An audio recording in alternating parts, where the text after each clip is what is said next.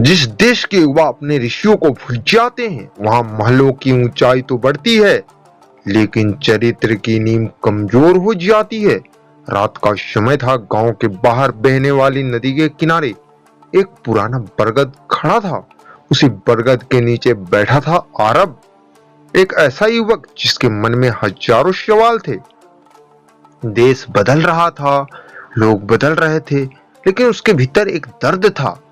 Mobile की चमक बढ़ रही थी, पर इंसान के भीतर का प्रकाश बुझता जा रहा था। उसने आकाश की ओर देखा और धीमे स्वर में बोला, क्या सच में कभी इस धरती पर ऐसे लोग थे जिन्होंने बिना स्वार्थ के समाज और राष्ट्र के लिए जीवन समर्पित कर दिया था? ऋषि, मुनि, योगी, संत, क्या ये सिर्फ किताबों की बात है? तभी पीछे से एक गंभीर आवाज आई, नहीं पुत्र, ये भारत की आत्मा है। आरब ने मुड़कर देखा। सफेद वस्त्र, तेजस्वी आंखें और चेहरे पर अद्भुत शांति लिए एक वृद्ध खड़े थे। आप कौन हैं? आरब ने पूछा। वृद्ध मुस्कुराए, मैं कोई नाम नहीं, मैं उस परंपरा का एक छोटा सा दीपक हूं जिनसे इस राष्ट्र के हजारों वर्ष तक जीवित रखा। आरब उनके चरणों में बैठ गया। वृद्ध बोले, पुत्र, ऋषि वो नहीं जो केवल जंगल में बैठकर तपस्या करे। ऋषि वो होता है जो सत्य को देख ले। ऋषि शब्द का अर्थ है जिसने ज्ञान को अनुभव किया हो। ऋषि केवल पढ़े लिखे नहीं होते थे, वो ब्रह्मांड के वैज्ञानिक थे, मानव मन के ज्ञाता थे, समाज के मार्गदर्शक थे। उन्होंने आगे कहा, जब पूरी दुनिया अंधकार में थी, तब भारत के ऋषियों वेदों का ज्ञान दे रहे थे। उन्होंने बताया, प्रकृति की ही परम शक्ति है, सत्य सबसे बड़ा धर्म है, आत्मा अमर है, कर्म ही भाग्य बनाता है। आरब मंत्र मुग्ध होकर सुन रहा था। वृद्ध ने मिट्टी उठाकर कहा, इस मिट्टी को भारत इसलिए नहीं कहते यहाँ केवल राजाओं ने जन्म लिया, बल्कि इसलिए कहते हैं क्योंकि यहाँ ऋषियों ने जन्म लिया। वृद्ध ने धीरे धीरे कई नाम लिए। महर्षि वशिष्ठ, वो राजा दशरथ और भगवान राम के गुरु थे। उन्होंने सिखाया कि शक्ति से बड़ा है चरित्र। उन्होंने राजाओं को केवल युद्ध नहीं, धर्म भी सिखाया। महर्षि विश्वामित्र पहले राजा थे, फिर तपस्या करके ब्राह्मण बने, महर्षि बने। उन्होंने दुनिया को गायत्री मंत्र दिया। वृद्ध बोले, सोचो पुत्र, एक राजा जिसने सत्ता छोड़ दी सिर्फ सत्य पाने के लिए। आरब की आंखें भर आई। महर्षि अत्रि, उन्होंने आयुर्वेद और चिकित्सा के क्षेत्र में अद्भुत ज्ञान दिया। उनकी पत्नी माता अनुसुईया पति व्रता और तपस्या की प्रतीक मानी गई। महर्षि भारद्वाज, वो महावैज्ञानिक थे। कहा जाता है कि उन्होंने विमान विद्या और युद्ध विज्ञान पर शोध किया।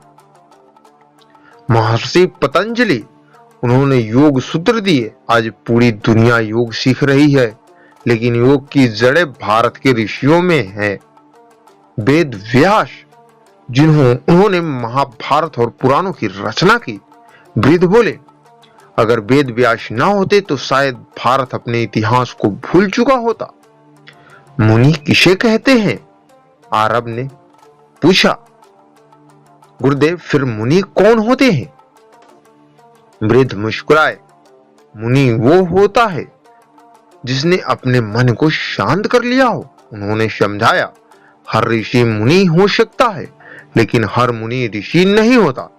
मुनि का सबसे बड़ा गुण है मौन और मौन का नियंत्रण। आज लोग बाहर का शोर बंद करना चाहते हैं, लेकिन मनु भीतर का शोर शांत करता है। बरगद के पत्ते गिर रहे थे, हवा शांत थी। वृद्ध बोले, योग केवल शरीर मोड़ने का नाम नहीं है। योग का अर्थ है आत्मा को परमात्मा से जोड़ना। योगी वो है जिसने अपने भीतर की कमजोरियों को युद्ध किया हो, जिसने क्रोध को हराया, जिसने लोभ छोड़ा, जिसने अहंकार को जलाया। सच्चा योगी पहाड़ों में नहीं, अपने भीतर की गहराई में उतरता है। उन्होंने आगे कहा, आज का युवा जिम से शरीर बना रहा है, लेकिन ऋषियों ने मन और आत्मा को मजबूत बनाया। आरब के भीतर कुछ बदल रहा था। आरब ने अगला प्रश्न पूछा, गुरुदेव, लोग साधु और संत को एक ही मानते हैं, क्या इनमें फर्क है? वृद्ध बोले, हाँ पुत्र, बहुत बड़ा फर्क है। साधु जो संसार को त्याग कर दे, साधना करे, तप करे, वो साधु कहलाता है। संत जो अपने जीवन से समाज को प्रेम, दया और सत्य का मार्ग दिखाए, वो संत कहलाता है। हर संत साधु हो सकता है, लेकिन हर साधु संत नहीं होता। उन्होंने कबीर, तुलसीदास, रविदास और गुरु नानक का उदाहरण दिया। इन संतों ने समाज को जोड़ा। उन्होंने जाति, अहंकार और अन्याय के खिलाफ आवाज उठाई। अब रात गहरी हो चुकी थी। आरब ने पूछा, सन्यासी क्या होता है? क्या घर छोड़ देना ही सन्यास है? वृद्ध की आंख में चमक आ गई। उन्होंने कहा, नहीं पुत्र, सन्यास कपड़े बदलने से नहीं आता। सन्यासी वो है जिसने अपने स्वार्थ को त्याग कर दिया हो। उन्होंने आगे कहा, अगर कोई जंगल में बैठा है लेकिन मन में लालच है तो वो सन्यासी नहीं। और अगर कोई समाज में रहकर निस्वार्थ भाव से काम कर रहा है तो वो सच्ची सन्यासी है। आरब चुप था। उसे महसूस हो रहा था कि जीवन का असली अर्थ नौकरी, पैसा और दिखावे से कहीं बड़ा है। वृद्ध ने आकाश की ओर देखा। भारत सोने की चिड़िया केवल धन से नहीं था। भारत महान था क्योंकि यहाँ ज्ञान था। यहाँ तक्षशिला थी, यहाँ नालंदा थी, यहाँ वेद थे, यहाँ योग था, यहाँ संस्कृति थी।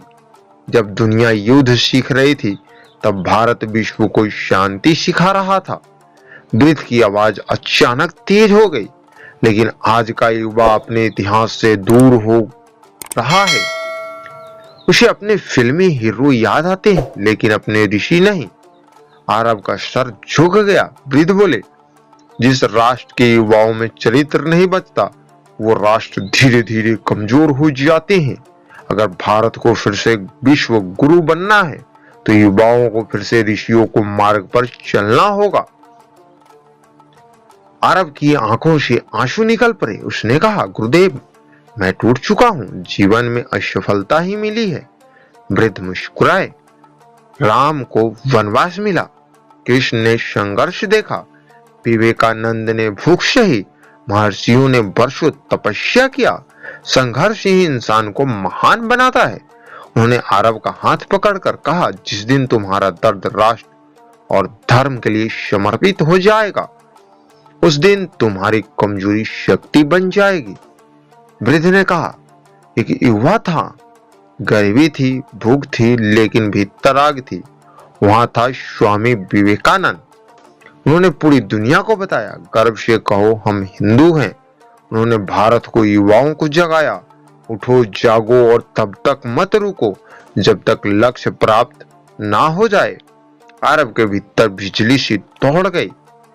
वृद्ध बोले, धर्म केवल पूजा नहीं है, सत्य बोलना धर्म है, माता पिता का सम्मान धर्म है, राष्ट्र की रक्षा धर्म है, कमजोर की सहायता धर्म है। जो इंसान मानवता भूल जाए, वो चाहे कितना पूजा कर ले, धर्म से दूर है। अब सुबह होने लगी थी।